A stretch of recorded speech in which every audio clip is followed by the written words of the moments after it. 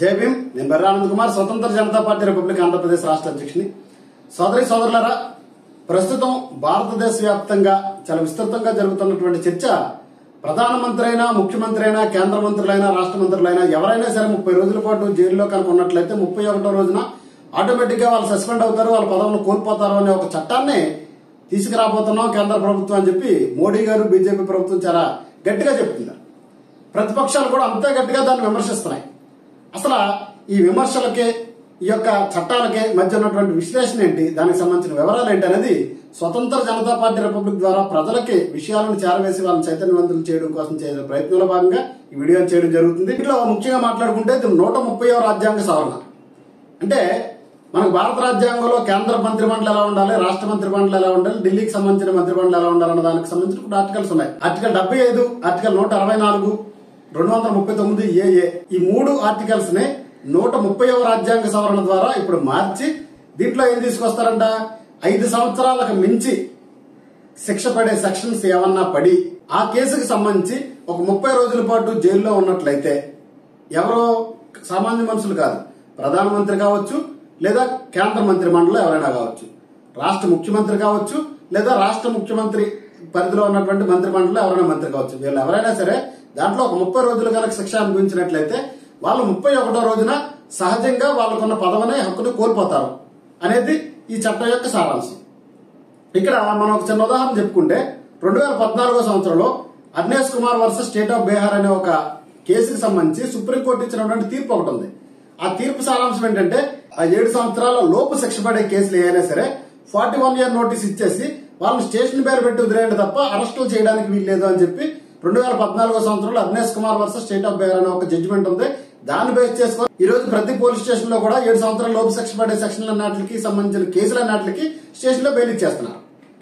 ఇప్పుడు 5 సంవత్సరాలు పరిధి పెట్టి ఇప్పుడు ఇది పెట్టడం వల్ల ఇప్పుడు ఆ జడ్జిమెంట్ ఏదైతే ఉందో దాని ప్రకారంగా సహజంగానే పోలీస్ స్టేషన్ల ద్వారా స్టేషన్ బెయిల్ ఇచ్చేస్తారు, అరెస్ట్ అయ్యే పరిస్థితి లేదు.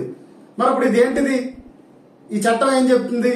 ఈ అరెస్టులో, రిమాండ్లు అనేవి ఎలా ఉంటాయంటే పూర్తిగా రాజకీయ కోణాల్లోనే ముడిపడి ఉంటున్నాయి ప్రస్తుతానికి. వాస్తవానికి జ్యుడిషియరీ అనేది రాజకీయాలకు అతీతంగా ఉండాల్సిన అవసరం. కానీ ఇక్కడ పరిస్థితి, జ్యుడిషియరీ దగ్గరికి వెళ్ళడానికి ముందే పోలీస్ స్టేషన్ పరిధి ఉంటుంది కదా.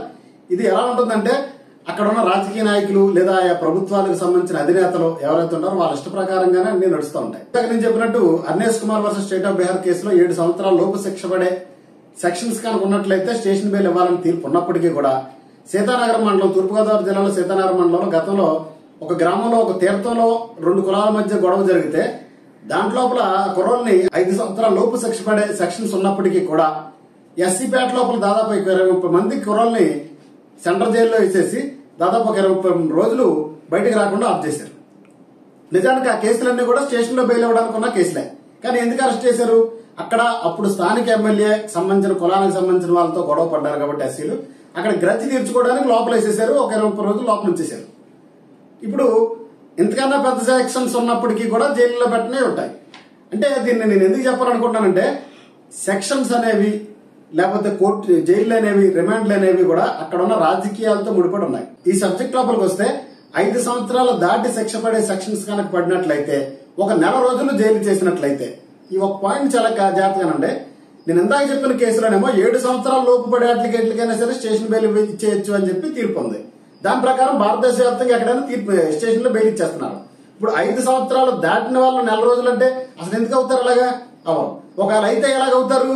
ఈ గవర్నమెంట్లకు ఇష్టం లేకపోతే వాళ్ళ లోపల వేసేయాలని చెప్పి ఇంటెన్షనల్ గా ఆలోచిస్తే అప్పుడు లోపల వేసేస్తారు. అలా లోపల వేసేసి మళ్ళీ వాళ్ళే రద్దు చేస్తారు. అంటే ఉదాహరణకి ఎలాగంటే, ఇప్పుడు ప్రతిపక్ష పార్టీల నాయకులు ఉంటారు. ఇప్పుడు ఎక్కువ కేసులు ఎవరికి ఉన్నాయి? రేవంత్ రెడ్డి గారికో, లేకపోతే స్టాలిన్ గారికో, లేకపోతే ఇంకొకరికి ఇలాగ చంద్రబాబు నాయుడు గారికి, ఇలాంటి వాళ్ళు ఎవరో ఒకరికి ఉన్నాయనుకుందాం ఉదాహరణకి కేసులు. ఇప్పుడు వీళ్ళని మీ పదవులు లేకుండా చేసేసి చట్టం మా చేతిలో ఉంది కాబట్టి మీరు మా కంట్రోల్లో ఉండండి అని చెప్పడం కదా దీని అర్థం. ఇదంతా కూడా ఏదో రాజకీయ అవసరాల కోసం చేసుకున్నటువంటి చట్టాలే తప్ప ఇంకోటి కాదు. ప్రస్తుతానికి నాకు అనిపించింది ఏమనిపించిందంటే 2 కారణాలు. ఒకటే, ఈవీఎం ట్యాంపరింగ్ గురించి భారతదేశ వ్యాప్తంగా చాలా బలమైన చర్చ నడుస్తుంది. ఇప్పుడు ఆ చర్చను డైవర్ట్ చేయడానికి ఇంకో ఆల్టర్నేటివ్ చర్చ తీసుకురావాలి కాబట్టి చట్టం తీసుకొస్తున్నారు అనేది ఒక అభిప్రాయం. లేదా రెండోది, ఈ యొక్క చట్టాన్ని బూచిగా చూపించి ప్రతిపక్ష పార్టీలకు సంబంధించిన నేతలు ఎవరైతే ఉన్నారో వాళ్ళందరినీ కూడా మీ పదవులు పీకేయబోతున్నాం అని చెప్పి భయపెట్టడానికే బెదిరించడానికో చేస్తున్నటువంటి చట్టంగా మాత్రమే దీన్ని అనిపిస్తుంది. కాబట్టి ఈ చట్టం అనేది ప్రజా ప్రయోజనకరమైంది లేదా నిజాయితీని నిలబెట్టేది ఎలాగనుకుంటే వీళ్ళందరి మీద కేసులు ఉన్నాయి. గతంలో జైలుకి వెళ్లారు, లోపల నుంచి బయటకు వచ్చారు, బయట నుంచి లోపలికి వెళ్లారు. అమిత్ షా గారు అయితే రాష్ట్ర బహిష్కరణ కూడా విధించబడ్డారు. మరి ఇలాంటి వాళ్ళందరూ రాజకీయాలు ఉండి వాళ్ళు ఇప్పుడు చట్టాలు చేస్తున్నారంటే ఎవరు నమ్ముతారండి? ఇవన్నీ నమ్మేది కాదు, వాస్తవాలను నిజాలు కూడా కాదు. ప్రజలను మభ్యపెట్టే మోసపూరితమైన విధానాలే తప్ప ఇవేవి నిజాలు వాస్తవాలు కాదని స్వతంత్ర జనతా పార్టీ ద్వారా ప్రజలకు తెలియజేసేది ఏంటంటే ప్రతి అంశం వెనక కొన్ని నిగూఢమైన విషయాలు దాగుంటాయి. వాటిని మనం అందరం కూడా శ్రద్ధగా ఆలోచించి విశ్లేషించి గ్రహించుకొని తద్వారా నిర్ణయం తీసుకోవాలని చెప్పి తెలుగు రాష్ట్రాల ప్రజలకు తెలియజేస్తున్నాను. జై భీమ్, జై భారత్.